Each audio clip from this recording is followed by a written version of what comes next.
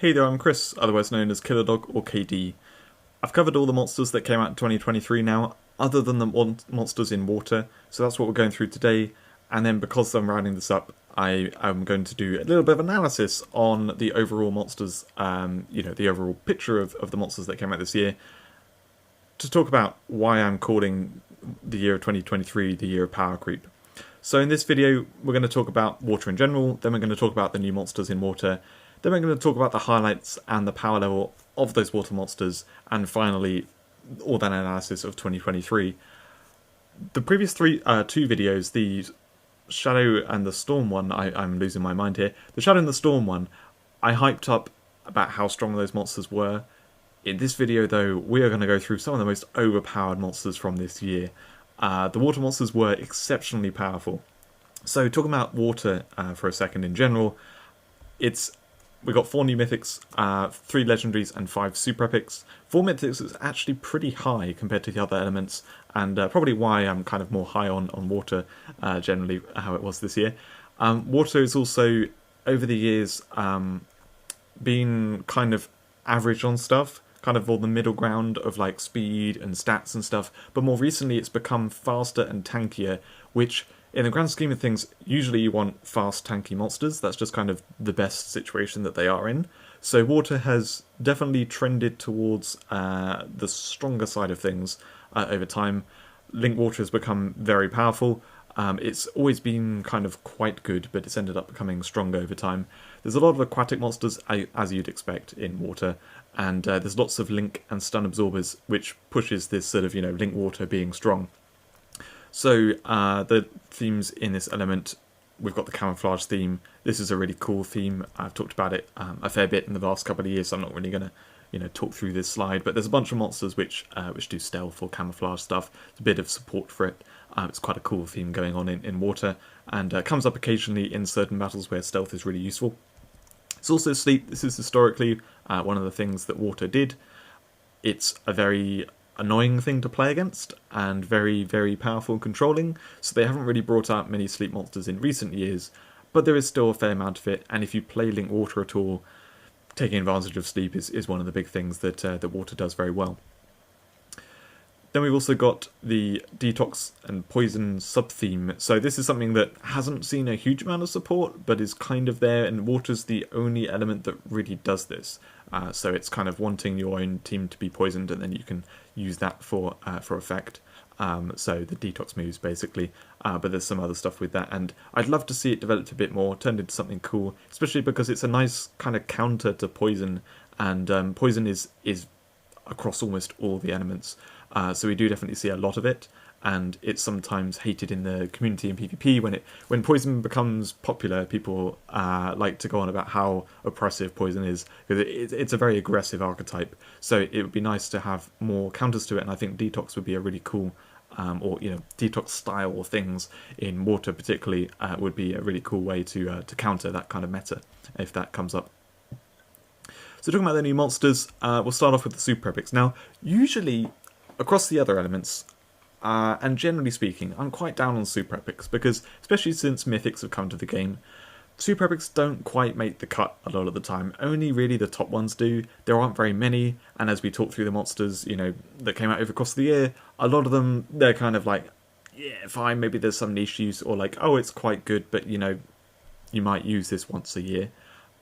The Super Epics in water this year were actually really strong, and they're very, very good. So this first one we're looking at, Abyss Claw, this is a really nice Link Water monster. It fits with the camouflage theme. It literally applies camouflage to itself. It's not the highest speed, and it has to then put the camouflage on itself, but it does come with a shield entrance, and it has, insomnia, for what that's worth. That helps out in some battles. So once it gets the camouflage on itself, then it can sneak attack. Sneak attack's very high damage. Like that's a good sweeping move, and camouflage is awkward to deal with. If they haven't got rid of the shield in time, camouflage and shield is a really good thing. This somewhat pales in comparison to Christine, a Mythic, which even in its second form, second form it's 11 cost, basically the same as this. That has higher speed, comes with camouflage already applied, comes with a shield as well, and can link sneak attack every 100 seconds rather than 130 on this, and has other upside. okay, fine, Christine is better, it's a mythic, you can't expect that from this, but what this does do that is very, very strong is the 70-second Link Bloodthirst. So they can't ignore this. Like, if they ignore it for a bit too long, it's going to be awkward to kill with the camouflage, and then it can Link Bloodthirst. I think this is really good with any give turn. If you know me, you know I love Fiona, so you can... Yeah, okay, with Fiona you can stealthy accelerate, get those sneak attacks fast, and then get to the Link Bloodthirst. But I think in reality, most of the time, you would want to give turn. So you allow this to sneak attack, and give turn back to it, and then you try and get a second kill with Link Bloodthirst on something on whole ground, something like that, and then you can just go to town sweeping with this. So this, it's not super exceptional, not amazing, but for a super epic, this is really strong. And I found that playing against it plays a lot better than you'd think, because even though it looks like it takes a while to get the camouflage applied, it does actually pass that time and get to that point faster than you think, and then it's really good from that point onwards. So a solid addition to any Link Water team. There are better options at Legendary and Mythic, but it's good. It's really good for a super epic. I really like the design too. Next we've got Torpedorus. Actually, I think just on that design, I think that art design actually came from the community. I can't remember who it was. I will put a link in the description if I can remember, and the link will be to the post where someone did it. Similarly, from the last video, Doomgoo was art from the community too. I will put a link in that video, if I didn't already, to the post where someone put the art for that. Anyway, moving on, Torpedorus. Like I said, the water super epics this year were actually really, really strong. This one even better than the one we just looked at. This is genuinely very, very, very good. So the only thing about it is that its defense is a little bit low, and its speed is low. That's the only thing holding it back. Other than that, this basically works like a strong legendary. So auto poison is a strong passive. Like, that's just really good. And Link Double Poison Eater, great damage dealing. Blood Fury is surprising to see on a super epic, especially when you've got such a good move like Link Double Poison Eater when you've got auto poison setting that up. So it gets kills very nicely with that. And the Stun Revenge does a great job of letting it get to its turn, because it punishes them if they want to kill it before it gets a turn. As long as you remove their stun protection or whatever, okay, fine, Stun Revenge doesn't always work sometimes, but I found that it tends to play a little bit better than you think, than some people think, especially if you're able to remove stun protection. It actually punishes properly. So, a little slow to get a turn, but when it gets a turn, it sweeps very nicely, and it supports other poison monsters with auto poison. It means you get all the benefits like the sort of pseudo piercing and stuff. Whole ground shields, they don't matter anymore because your auto poison just gets rid of them. And the really good thing about it is the Link Stun Wave. Link Stun Wave is a very, very powerful move, and it also means that if they don't kill it, they get stunned. If they do kill it, they get stunned. That gives you a big reason to remove their stun protection. So if they don't have stun protection when this hits the battlefield, they are going to get punished in some way or another. And yeah, having that stun and the sweeping on it with auto poison stuff, it just offers a lot. It's very good for a super epic.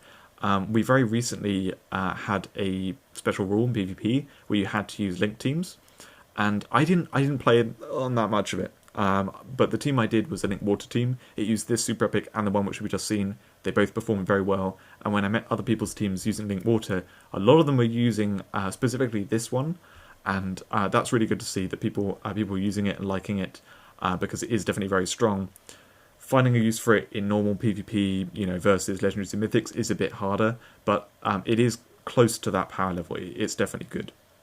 Third super epic, Tricertolon. I will say I massively underrated this. The tier list positions are not accurate.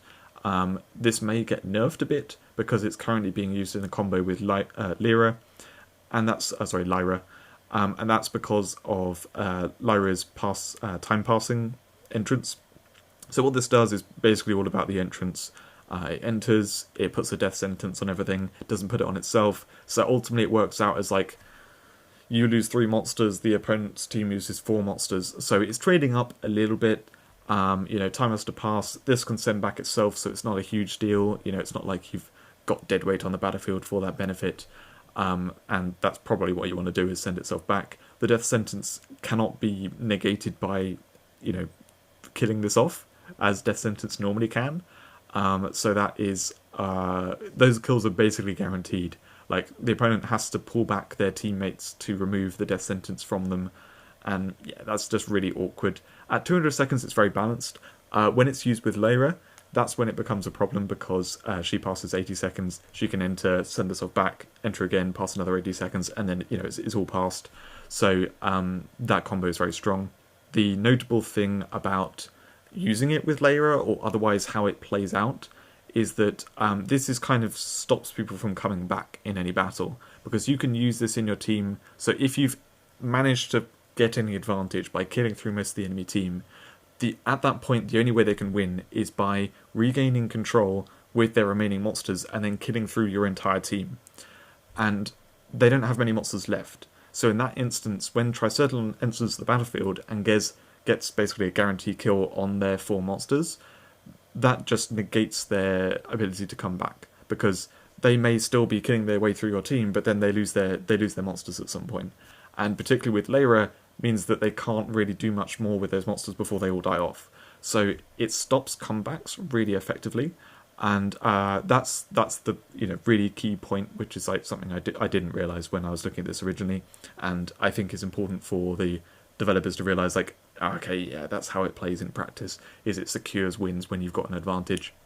If you're losing, it's, doesn't necessarily play super well, but it still kind of works well, because when it enters, it puts those the death sentence on the enemies, also puts it on your teammates. When you're playing against it, what happens is if you kill any of those enemies which have the death sentence on them, you are then basically kind of removing the fact that was a kill already. Like, you had that guaranteed.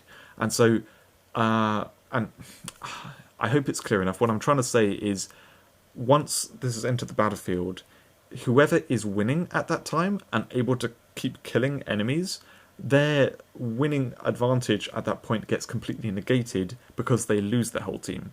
So whether you're winning, whether you're losing, what happens with this is it punishes the person who's winning.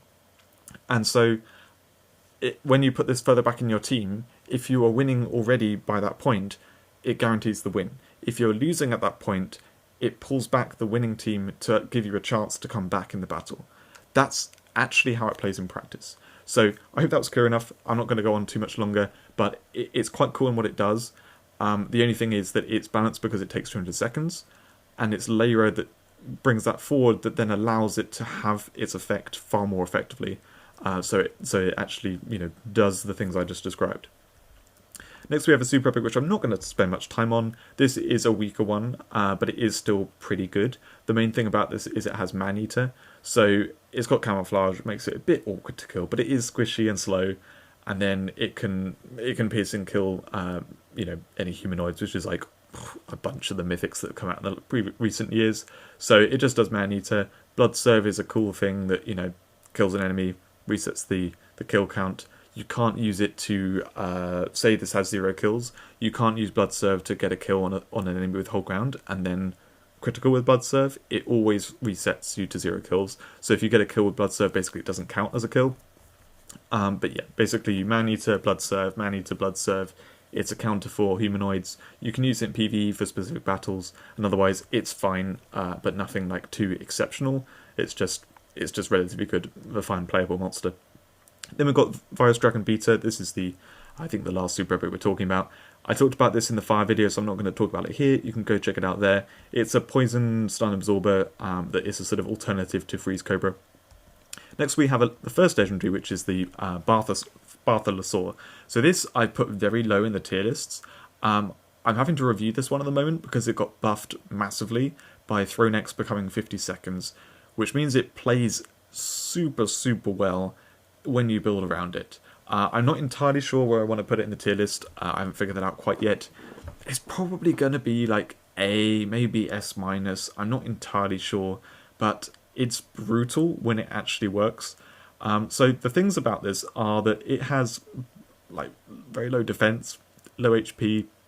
It's super squishy. It can die very easily, but the positives of it are that it has this 50-second move which kills very easily, because if you get the Pirate Squad, which is basically how you got to play it, you've got to use one of these monsters in the Pirate Squad, then it gets piercing, And a 50-second piercing one-shot move that you can use from a 74% speed monster is nuts. And you can just repeatedly use this because every kill it gets, which, that's a guaranteed kill. It's a piercing kill. It creates a rock next in line, so then you can throw that and you can get another kill, and then you can throw that and get another kill, and it just chains together super well. If they kill anything else on your team, rock will enter, it will then be protecting this monster. Like, it's just brutal, absolutely brutal if they get to do that. So this is a very specific build around monster. For that reason, I quite like it. When I first saw this monster, I didn't like it. I didn't think that much of it. I just didn't really see, you actually building around this pirate squad thing, and then, what's the payoff for it? Well, it's quite good, but like, this is a squishy monster, it can be killed off and stuff. But now it's 50 seconds, I'm like, okay, you can chain that together very well, and it means that the rock that you're creating is more likely going to be the thing you're throwing, so then you're not killing off your team, you're not sacrificing your team to do the throw next at all. Yeah, it plays well. So this is a cool monster. Like I said, I'm not sure exactly where to place it. I think it's worth trying out and worth seeing how to build around it well. Of those 4 monsters, that we're looking at, Raid Captain is the strongest one. It's the only legendary on that list, but not really something you want to be using in the front line. But certainly if you can use Wraith Captain to do sleep double and kind of sleep lock the enemy team, meanwhile you're doing 50-second piercing kills, I can see that winning battles. That's gonna be very good. The other monsters there are not super strong, so what people have asked for is like for more monsters to be on the pirate squad list. I think it's a little bit scary. If they make that list a bit too good, then this would become super, super powerful, and it would probably need a speed nerf or something, because 74% speed is just so fast to be, this kind of aggressive. But anyway, that's this monster, that's how it works, and how it looks, when looking towards the future. It may be very strong, or maybe a lot better in the future. Next we've got Garn Fairy Mizu. Now I talked about this in the fire video, so I won't talk about it anymore here. Wolfenrir is the next one. So this is one of the starters that its legendary form. This is the best one. This is actually genuinely very, very good. What's important to note about this one is it's got full attack stats with Dual Slayerbane. Dual Slayerbane is a quite weak move, and so unless the thing has really high attack, Dual Slayerbane is not getting kills. Even with full attack stats on this legendary, it's only going to one-shot the sort of squishy to medium squishy type monsters. Anything tankier than that isn't going to get one shot unless both the targets have kills. But the fact that this does have full attack stats means that it one shots enough that it makes this monster, actually pretty good with that move. And then the alternative as well is this energy charge into Laser Blast that is a very reliable way of getting kills.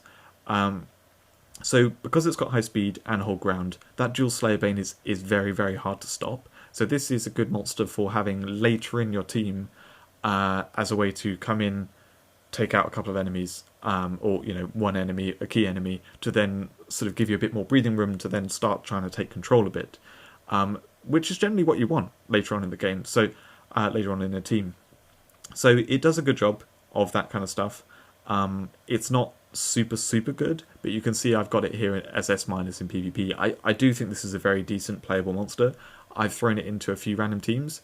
It does well. It's not as good as some monsters, or like if you're building for heavy synergy, but as a generic monster, this is very strong. If I was a newer player and I got this monster, I would find it to be very powerful. I'd be enjoying it lots. I mentioned earlier on in this video that there's a special rule recently that we had to use link teams, and this was in my front line because I wanted to try it out to see what it's like with the Void Guard and Execute, as well as some other bits about it. I wanted a generic sweeper in that slot, and it did very well. I liked it a lot. The energy charge is quick enough that they've got to kill it and face the stun revenge. Otherwise they're getting a piercing kill happening. If they kill anything else while you do the energy charge, you've got the Dual Slayerbane. So yeah, that's pretty nice. And whole ground stun revenge, I think is actually quite a nice combination of passives for like sort of generic power that it brings. So yeah, solid monster, nothing too crazy, but it's definitely good, and I think it's the best of the starters. Moving on to Mythics, this is where it starts getting pretty nuts. So, Jarabidya, this was the anniversary Mythic that came out in the same mega as Trone Magus, which I said is like one of the best legendaries that we've got in the game, to be honest. And Jarabidya is one of the best Mythics that we got in the game. This has been nerfed twice, and it's still like one of the top Mythics.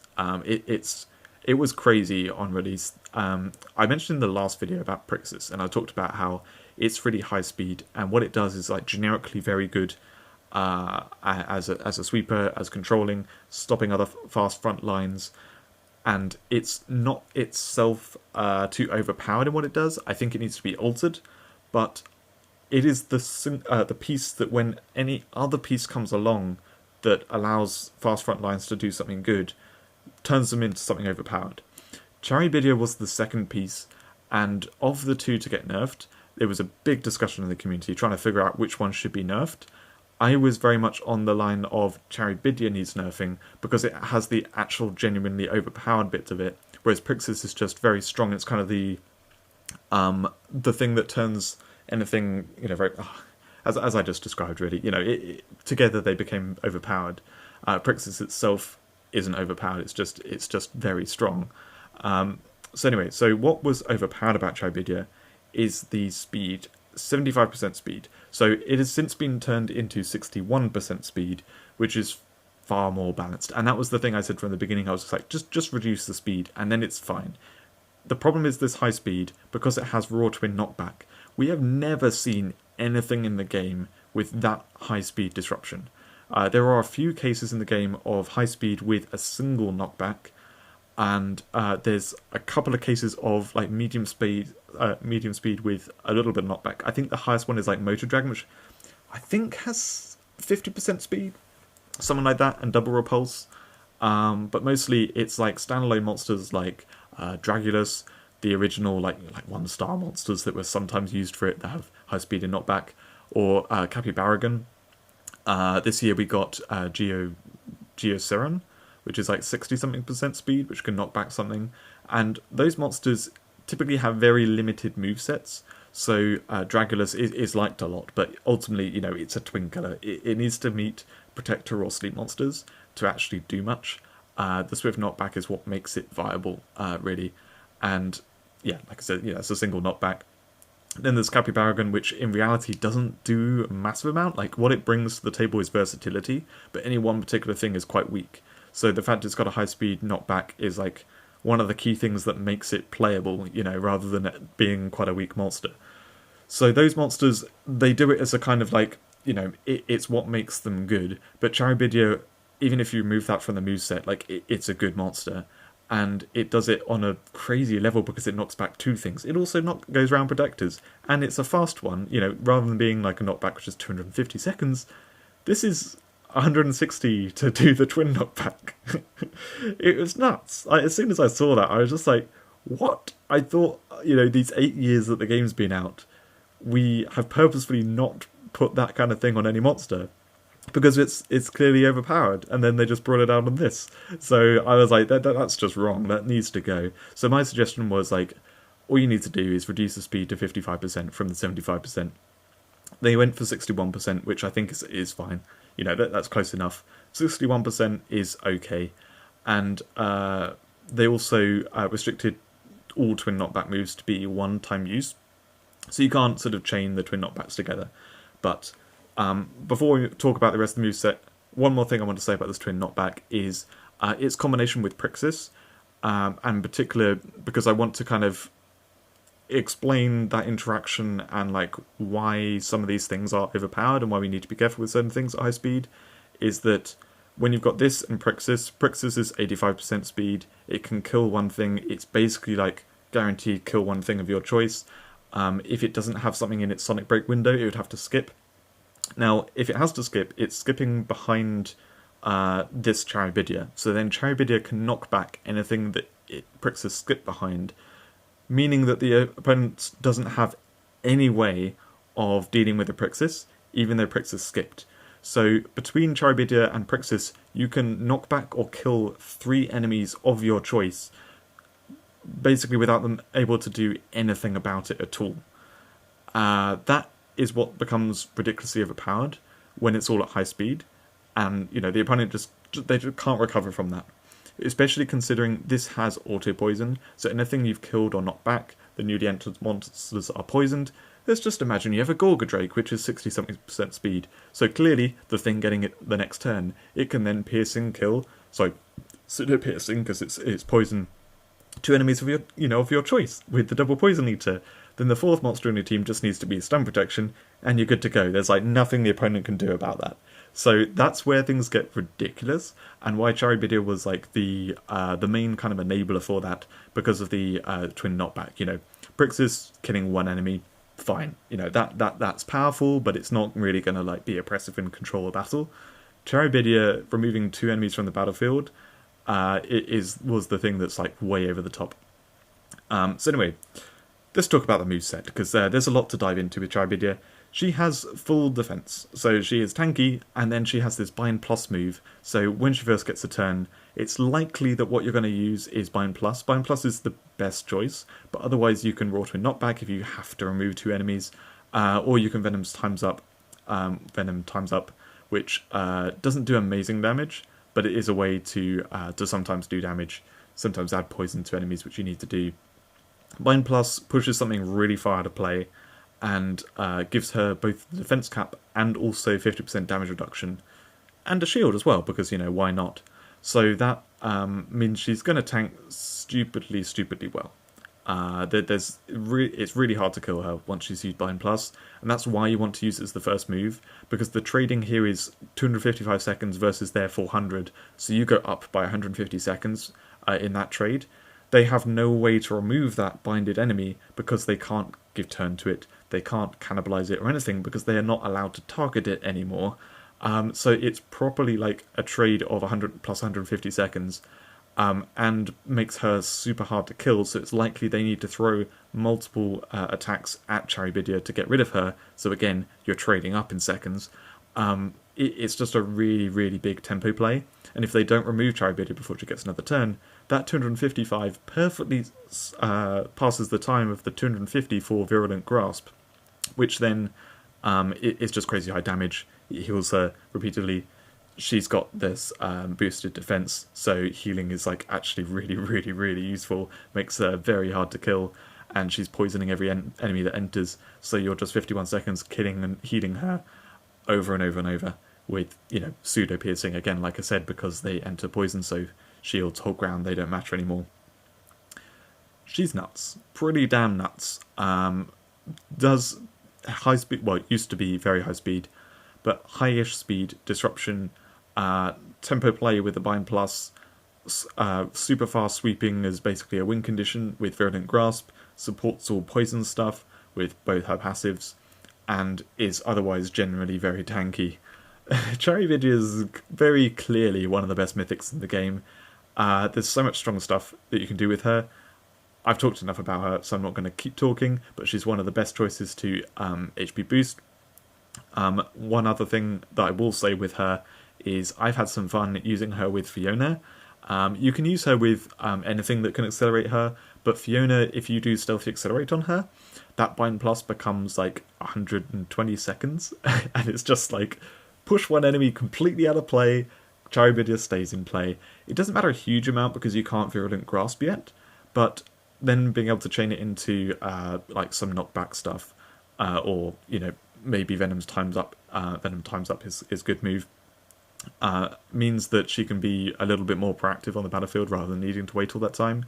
And when you've got, if you use normal Accelerate, the Virulent Grasp becomes 42 seconds, which is just nuts. So, yeah, stupidly good monster. If you don't have this mythic, if you didn't get it in the anniversary, which it was the clear choice, Awaken this mythic in the anniversary, which I did say at the time, this is very, very strong, clearly way stronger than most of the monsters in the game. So the second mythic, and I'm going to be a while talking about these mythics, but the second one is Hazuki. So this came out in the egg with Doomgoo, and Doomgoo, like I said, one of the best legendaries in the game. Hazuki is also one of the best mythics in the game. That was another really good egg. This and the Charibidia egg were probably the best two of the year. So Hazuki What she does is not like anything to stand out incredible, but she's just very, very reliable. So super high defense. She tanks nicely, got hold ground too. Because of the high speed, very hard to stop from getting a turn. And then all her moves are piercing kills. So you've got Predator's End, which covers beasts are the biggest one. There are a lot of beasts in the game, but birds and reptiles do come up as well. It's otherwise a good move for just like a little piercing hit on something, something's near hold ground, something like that. You want to remove a shield from something, there's your move. So that move is nice to have. And then you've got Slayer Break and Vengeance. So Slayer Break is the stronger one. Vengeance sometimes doesn't kill some things. But yeah, Slayer Break is a very efficient move, 130-second piercing. That does that's not something to be too disappointed about. So between these moves, you can very easily get kills. Then you've got Blood Crush for the long run, or kill anything you like. The important thing to note about this is stuff like the high defense, high speed, hold ground, makes it very reliable, and then also it gets a second life with Indomitable Heart. It is very important when you face Hazuki to not kill her where you trigger that revenge. Ideally you want to poison, or you want to knock her back, because otherwise at the back of the team it's got Final Spurt, and then all the moves become half the seconds. So usually when you face Hazuki, she's like annoyingly threatening, so she's actually does a good job on the battlefield. Very generic use style moves, so just easily gets kills reliably, and then after dealing with that, you then have to face her a second time where you absolutely have to kill her immediately because she's going to be very fast doing piercing kills. Amongst having 2 lives is just very strong, and when it's so generic use like this, it makes it very powerful. So this isn't nuts, this isn't S+ material, this is not as strong as Tribidia that we were just talking about, but it's clearly very good. And you can also build around it in certain ways that it's kind of fallen out of favour, but the Retribution style front lines, they relied on having a high-speed monster that would sacrifice itself or something like that, and then trigger Retribution moves on on the teammates. They'd often use monsters like Jagardian, which is like 50-something% speed with double Retribution, which is quite weak. Here we're looking at a higher speed monster with a piercing Slayer Retribution move. That's just stronger. I've tried that out, it's worked very well. I used it with what I think is the best way of triggering that now, which is Bauble Basher. So Bauble Basher is actually very similar speed to Hazuki, so you have to adjust the speed slightly, but it can Blood Rage to sacrifice itself, and it has the versatility of also Slayer Bane Retribution. It can ally substitute itself to have something else die instead.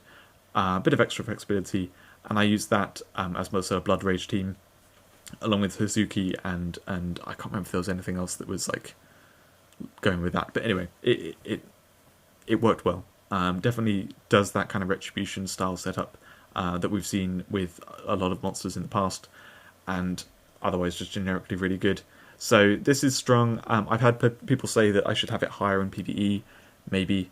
I just personally think Slayer Break and Vengeance drop off a little bit in PvE, where the damage suddenly on Vengeance is not quite high enough, but the 2 lives in PvE is very good. Then we move to Unicera. I'm not going to talk as much on this monster. I don't rate it that high. It should be a little higher than I put it, maybe, but it's more sort of like it's a good role player when you need this kind of thing, as opposed to generically very strong. So here's another full defense monster. It's the 3rd mythic in a row with that, and 99% speed. That's when you see that, you're like, okay, this is we're set up for a really good monster here. But it is that because the moveset is really bad.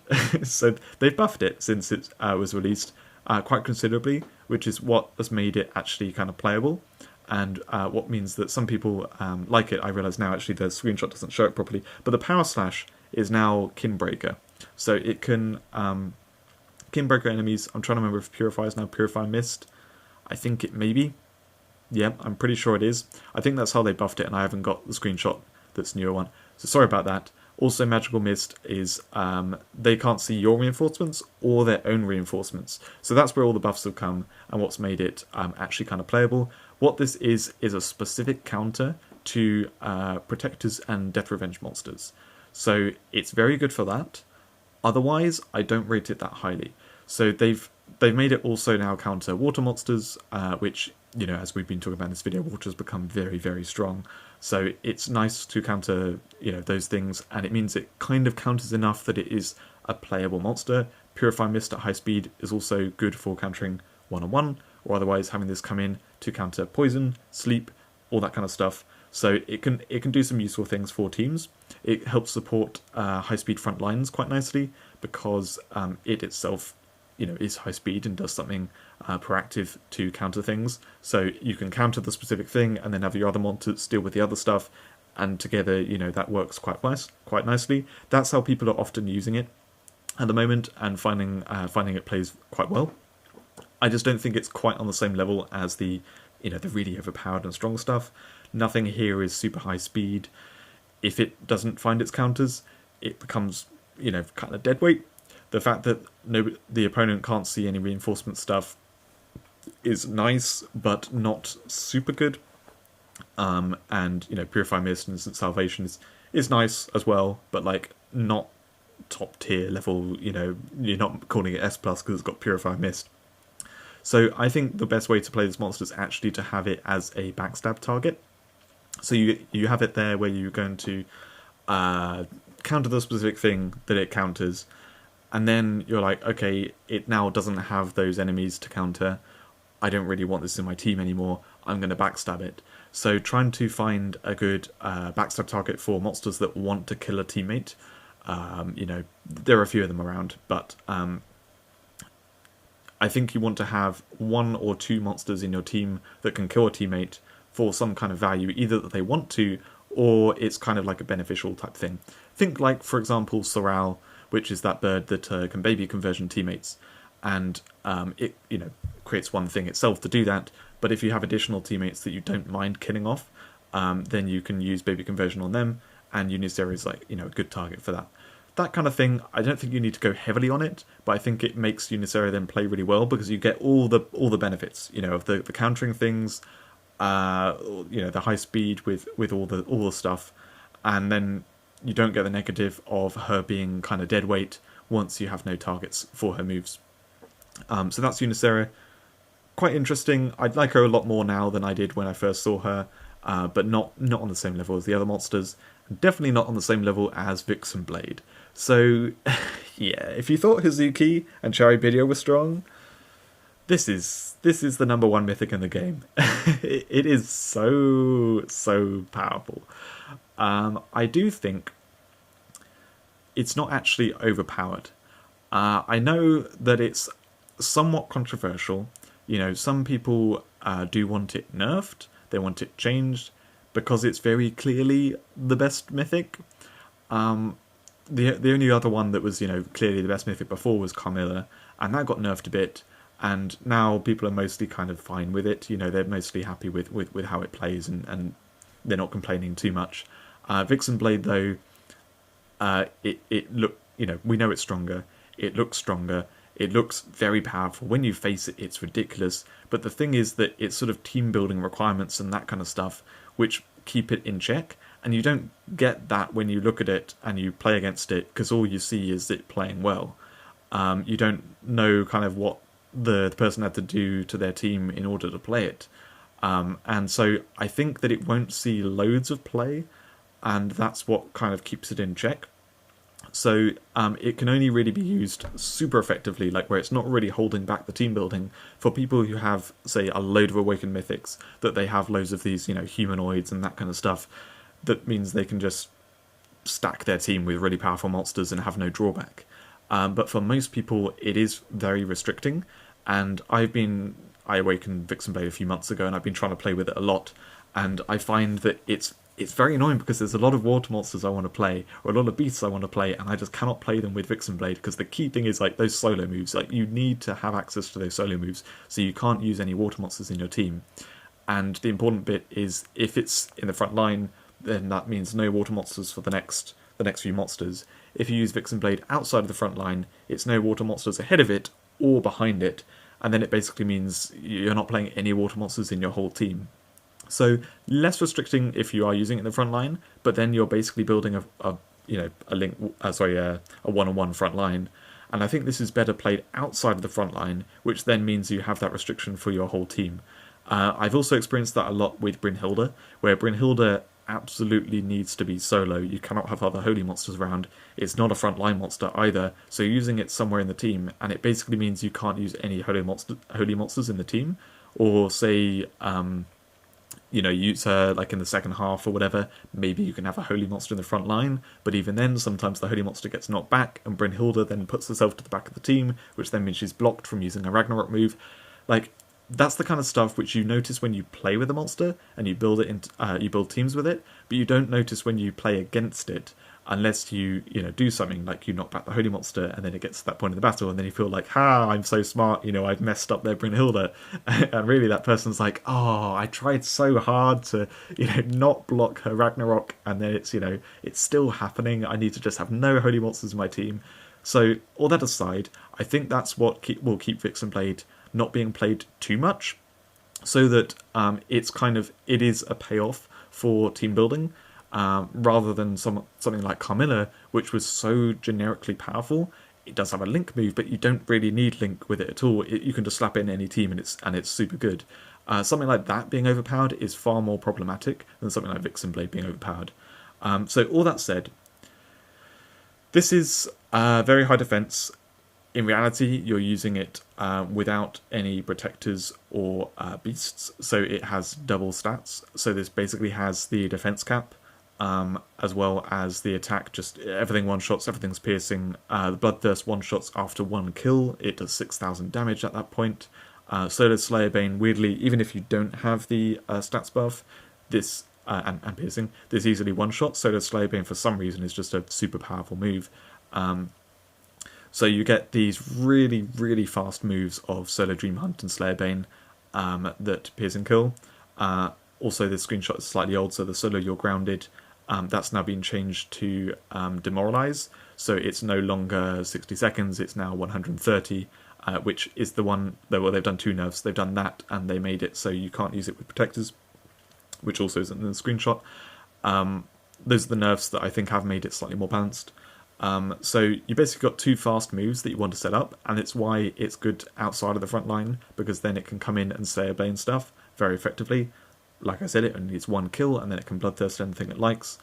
It can also come in and do one-on-one stuff, so it's all the one-on-one synergy that you could want with it. There are, however, beasts and water monsters that you want to use in that, which you can't use with Vixen Blade. But you can come in, so the Slayerbane stuff, either Bloodthirst or use the one-on-one, chain that into Dream Hunts, more Bloodthirst. It does super well. It's insane to use in a lot of PvE battles. Dungeon Challenge is really fun with this monster. It can solo loads of the battles. It's just very, very powerful. If you don't have Vixen Blade, I do recommend going for it. I think it's a lot of fun. The second form even is very strong. When you meet it, you will feel like it's the most overpowered, broken thing. But like I said, it's team building is the thing that does hold it back quite a bit. Try and focus and kill it first, because the punish of the Solo Slayerbane is very powerful. That's also the last thing I will note about it is the addition to mean that Protectors stop it from having its stats buff. Is quite a useful one, because otherwise it could be put behind Protectors, and then as Protectors get killed, it would always punish that with the Solo Slayerbane. And there's more Protectors there. It's just really hard to actually trade properly against that. So the fact that it can't be used with Protectors means that you can actually target and kill it first, so you're not facing this really fast punish of the Solo Slayerbane. So that's Vixen Blade. Like I said, strongest mythic in the game, strongest monster in the game. It's crazy. It's really, really good. And so talking about the highlights from this year, obviously, Charibidya, Vixen Blade, OP Mythics. They're just super, super good. We've got Hazuki there over on the right-hand side. Generic sweep, it's just really powerful. I really liked Torpedorus as the the super epic that was Link Water Poison. Really nice monster there. And then we've got Wolfenro, which is, of those starters, I think it's the best one. It's actually genuinely good in PvP. I think people should be trying it out, and I'd like to see some people trying it out. And yeah, finding ways to use it well. Looking at the Water's monster's strength from this year, I butchered that saying that, but I'm just going to keep that in. As I was talking about through it, the Mythics were super good. Unicera is not my cup of tea, so she is lower, but the others, they're just like at the top of the tier list. They're so powerful. We also got a couple of super epics that are really good with the Link Water kind of stuff, and Wolfenry is quite good, but mainly here it's the Mythics. The Mythics are the standout. They are very powerful. We also got a lot of monsters, and with that Link support too, Water has been boosted massively. It was already a very strong element, but this year, with these new additions, it has pushed it over the top. Water is exceptionally powerful. So with that said, let's transition into talking about this year in general. Talking about all the different elements, all the new monsters, and how that's really fitted into things. So these were the screen we've just come from for the Water, but for each of the elements up here. It's probably a bit small if you're looking on mobile, but you can generally see kind of how things are scattered. So, looking at like the Earth and the Fire, you can see nothing really at the top of Mythics there. But if you then look at like Shadow and Water, there suddenly are. That's kind of, what we're looking at here and how things are. Also, Fire and Storm are quite sort of, there's not much there. But Earth, Shadow and Water is what we got a lot of this year. So with the new additions, I think that Shadow probably came out best. Now, actually that said, it's hard to say for certain. Shadow always gets a lot of monsters, and Water did get the top Mythics. But I think Shadow got some good Legendaries, and that's what made me kind of glitch it out. But like ultimately, Shadow and Water were the best two. It's clear from this, that they came out the best. Then I would say Storm came out the best. They didn't get many monsters, but what they got were crazily strong. Other than Cavalry Shaman, you could be critical about that, or the Virus Virus Dragon, but they all got Virus Dragons, so whatever. What Storm got was, I think, really good, and then Earth got a couple of like standout things that were good. The Mythic, I think I said in that video, I was being a little bit harsh on it. It's just a case of like, when you're comparing against the Vixen Blades of the world and the Huzukis, Vespia just doesn't quite match up to that level. It's very strong, but just not quite what those top Mythics are. Then we've got Holy and then Fire at the bottom. Fire did very poorly this year. Holy got a bit. I think I said in that one that I was going to call it Brynhilda. Not Brynhilda, Breedalith. I underrated, and that is actually a very good monster. But there's not a huge amount there. So I think Holy and Fire were at the bottom. So where I think Link stands now, I've talked about it a bunch in this video already. Water's the best. Water has now reached the top of this list. I think Link Water is just the strongest in the game. Storm was kind of the strongest for a very long time. The hit to stun this year, I think, has really knocked it down a peg. So this list, I can't remember what it was last year, but it might have changed quite a bit. So Water there at the top. Shadow and Fire tied for second. Fire was previously, very high, but it hasn't really had the support for 2 years now. That it's still very good. It's still got all those monsters that existed before. But Shadow has just consistently got loads of new monsters, and this year got some really powerful ones, which to specifically, helping Link Shadow. That Shadow, I think, is now actually a very strong Link element. It's not just strong for newer players as it has been in recent years. It's been kind of the new Link element that's easily accessible and strong. Now actually it's got all the pieces that you can make all up the chain, up to the top level, strong Link Shadow teams. So Shadow and Fire, I would say, are tied for second. Next we've got Storm. Like as I said, it's been knocked down a peg, that's where it is. Then we've got Earth. Earth is fine, you can build Link Earth teams, but I think they lack some, some aspects. They don't stand out as super strong. They're just kind of like, they're viable and fine. They're playable. And then we've got Holy at the bottom. Holy's just doing really poorly with Link. It hasn't had any support for years. I don't think there's really... Yeah, has it been 5 years or something? So we've had any Link support in Holy? It's just not a thing. You don't do Link stuff in Holy.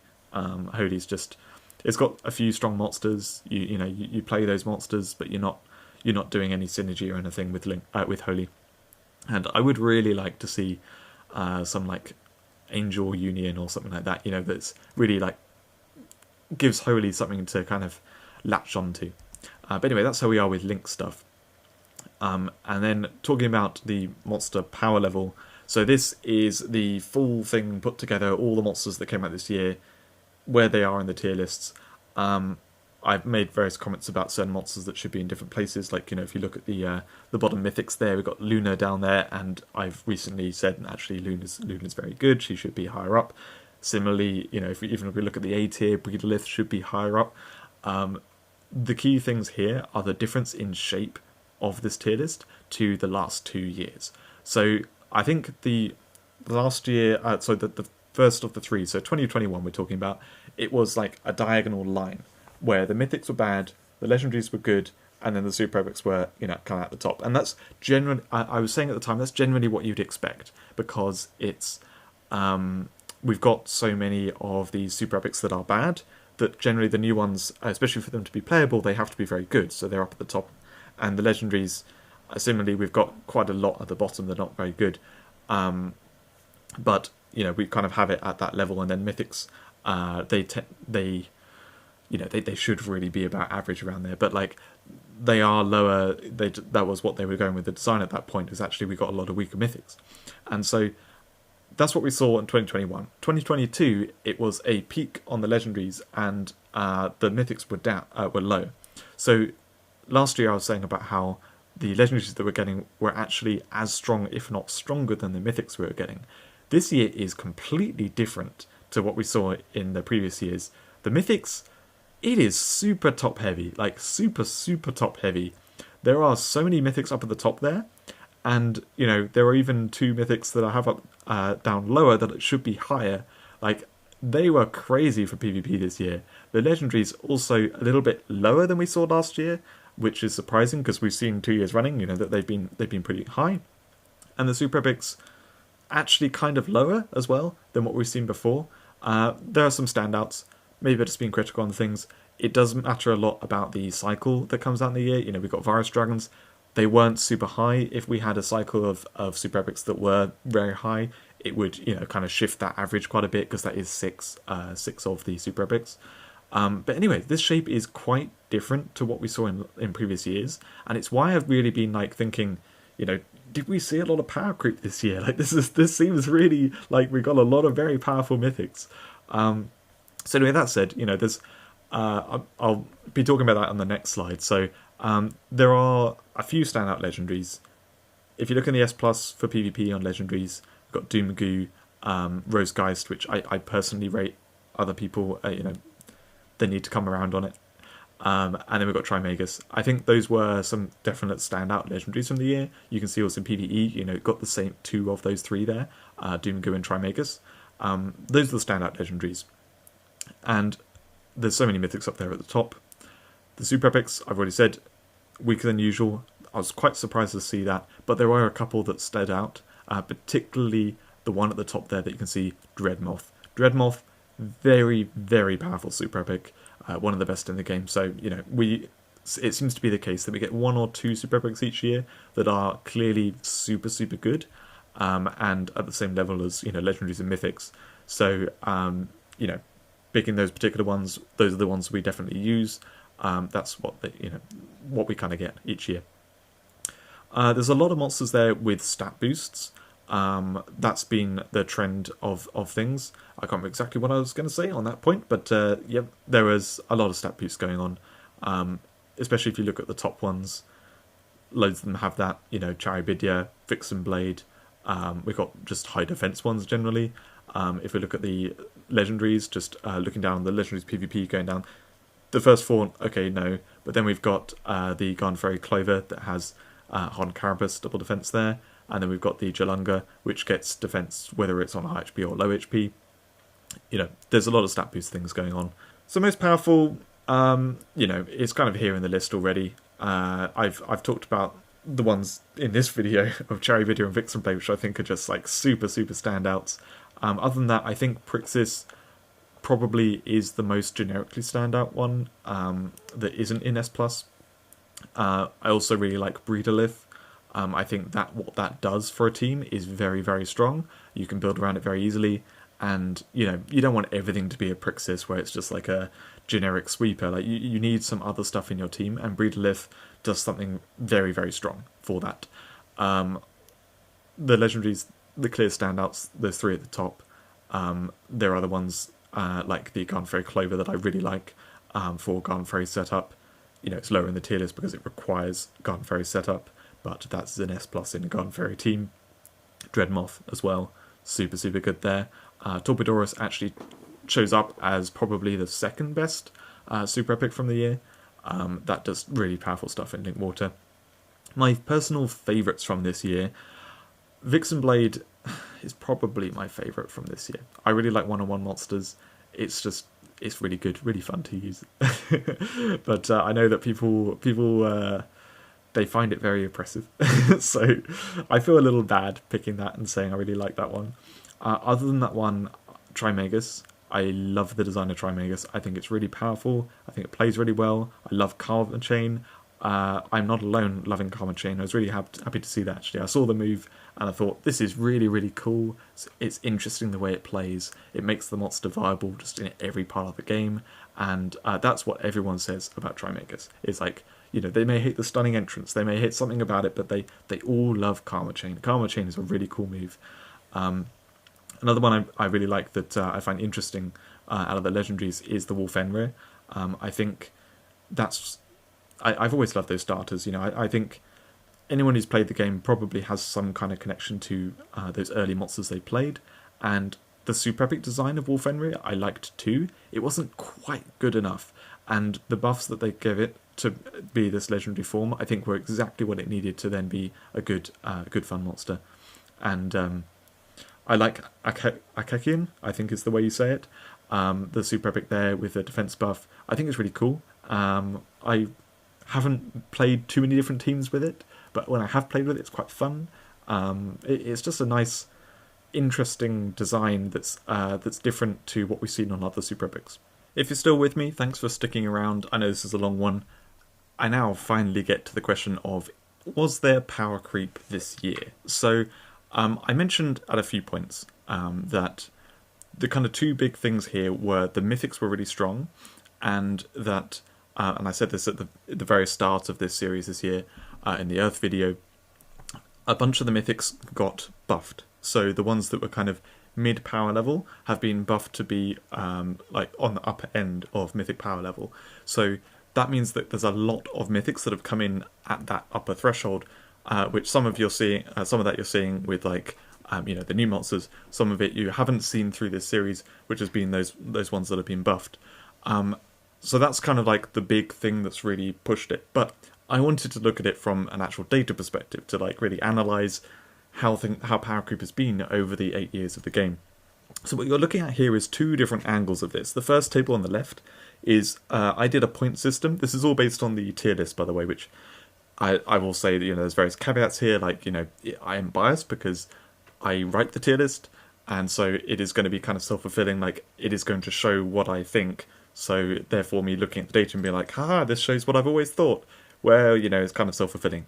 But those caveats aside, this first table is doing a point system based on F tier being 1 point and S plus being 9 points. And I went year by year looking at all the monsters to grade them on that. And what you're seeing is the Legendaries average and the Mythics average. So obviously Mythics didn't exist for the first 3 years, which is why there are no Mythics there.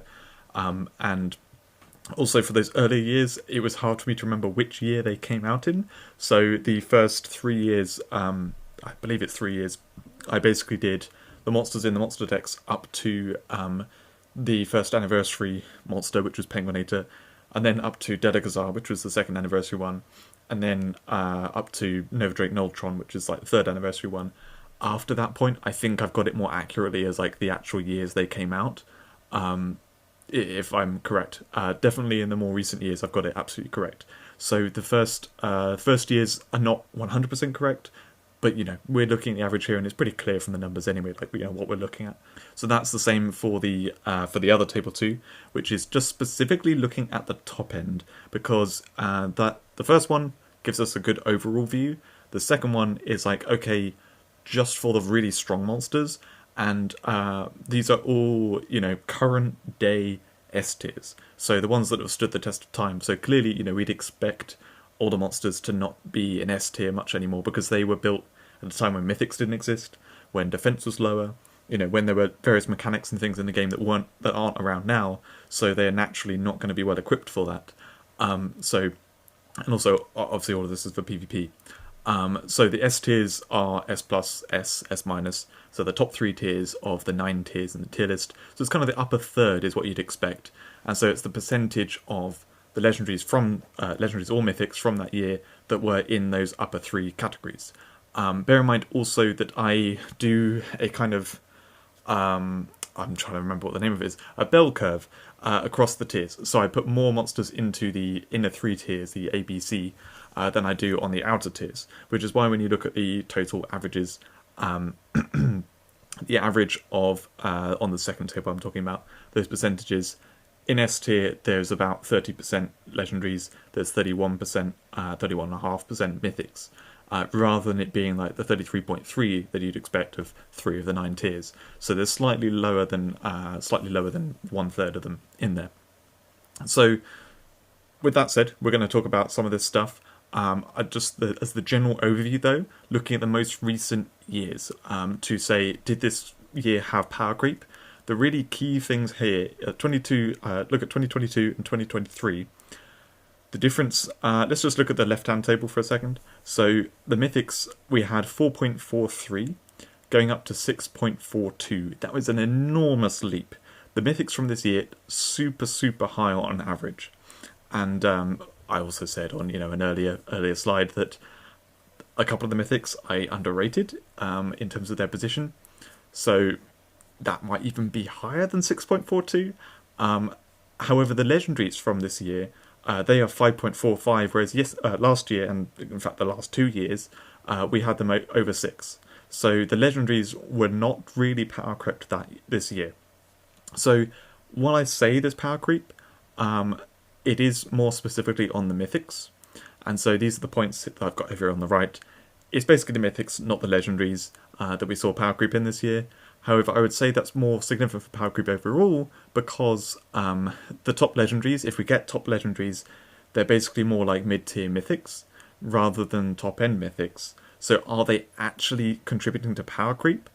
Probably not. They're just pushing out like weaker legendaries, like the kind of the monsters which have been viable but are not so viable anymore, rather than them pushing out the top-end stuff to create a new level above that. They're actually just kind of on par with fine playable mythics. Whereas when you get more top-end mythics, those actually push out the legendaries and push out those mid-tier mythics. So what we were getting for the last 2 years, I was saying in those those summaries, it was very sustainable. Like getting the strong, very strong legendaries and mythics that were kind of average, and only then I think it was 3 mythics a year or so that were really standout ones that were stronger than the best legendaries. That was very sustainable because we only got a few top end things. A lot of it was kind of similar power level. This year what we saw was a lot of that top end mythic stuff that was actually stronger than a lot of the stuff we've seen, a lot of the stuff we got in the game. So they really stand out and they push out the rest of the other stuff. Also, just generally speaking, getting top mythics is more significant because even if we get a bunch of strong legendaries, in reality the top end of PvP, most people are playing with mythics because the higher stats and that kind of stuff, they just play better. So even if they released a bunch of very strong legendaries, actually they will be played, but they're not going to push out the mythics. They're not going to make these top players play legendaries rather than mythics in the grand scheme of things. So that's why I think it's a lot more significant this year, and why it's a big deal. Do I really hate it? I don't know. We'll have to see. I hope that they don't do this year on year. I talked through this analysis and showed the numbers to the devs, and they were really interested. They thought it was it takes a lot of time to put together numbers to figure out this stuff, and I don't want to say that they weren't aware of it, but it was definitely kind of a good eye-opening thing to them to be like, okay, this is what our players are thinking of the monsters that are coming out power-wise. And obviously when you're designing, you have some idea of what power level they are, you have the intended power level and that kind of stuff, but it's you don't have full control over like how they actually play in reality, in practice and stuff. So I hope that this basically is one of the things that encourages them to be careful and not bring out too many strong mythics, and also not be like, okay, well now we've got so many powerful mythics in the game, doesn't matter if we bring out loads more. They should really kind of rein that part in to like make sure that we only get a few top mythics, and the rest of them are kind of more in that sort of same power level of like the top legendaries and average level mythics. So that's kind of the main points that I wanted to talk about with the power creep. But also, I thought this would be a good example of like talking through these tables to actually talk about the years of the game and some of the really interesting stuff, I think, in this. So, firstly, let's talk through the left-hand table. I mean, they both kind of say similar stories, but so we can jump between the two. But obviously, the first year of the game has a bunch of like that base level legendaries in the game, which have the super epic style movesets. We have the Twin Killers and the original Poison Eater monsters and that kind of stuff. Like that stuff, most of it hasn't stood the test of time. So that's like what takes up the bottom of the tier list. You can see it with the lowest rating on the left hand side, the 3.52. Average is 5. That is the B tier basically in the tier list. So 3.52 is very low. That's clearly the lowest by a long way. And there's only 6.3% of the legendaries are in S tier that are from that era. So then we move to 2017, large jump, a really large jump up to about 5. So that's basically about average. You've got to remember also, I haven't got the number of monsters here, but those two first years, like there's a lot of legendaries in there, which is why those are the only two that are below average. And they are bringing down, the rest of it. So those first 2 years basically take out the bottom half of the tier list, and enough that there's, they pull down the rest. And 20% in S tier is also a lot below that 30%. So very much like, even though they were average tier list, close-ish to that 5.1, the fact that they're still only 2/3 of the S tiers average shows that they're kind of making up the middle. There's not many which are actually like up there at the top end. Then moving to the third year, this is where it gets very interesting. So, the increase from the first year to the second year is considerable. Like I said, it's not fully accurate with like which monsters are from which year because it was a bit complicated for me to do. But the third year is a bit more accurate, and there is a massive increase here. It's 6.03. If you look at the next 2 years, they're both lower. Like this was really, really high. It's still, there's a big jump over the average. And 47.5%, like nearly half of them are in S tier, and that's S tier today. So like back then, they were super, super good. Compared to the previous 2 years, like clearly these monsters were very, very powerful. And I've always said this, I always thought like maybe I'll make a video like about the biggest sort of power spikes in Near Monsters history, where like we got really strong monsters and stuff. And I never really kind of actually put that idea together, that video together. But I knew that the top one I wanted to talk about was the third year of the game, because this is absolutely where we saw the biggest power creep. This is where we saw stuff like Infernicon, Angel Lion, Magmarinus, which had to be heavily nerfed and it's just kind of destroyed now. But we saw loads of really powerful things come out that year. Then they brought in loads of new things like Stun Converter. Basically, that's when the passive was created, and Tranquilizing Entrance came along at that point. Really powerful stuff that has stood the test of time and been the kind of meta-defining things for PvP. A lot of it dates back to the third year of the game, and this is really why one of the big reasons why Mythics exist. Because legendaries were quite cheap to get.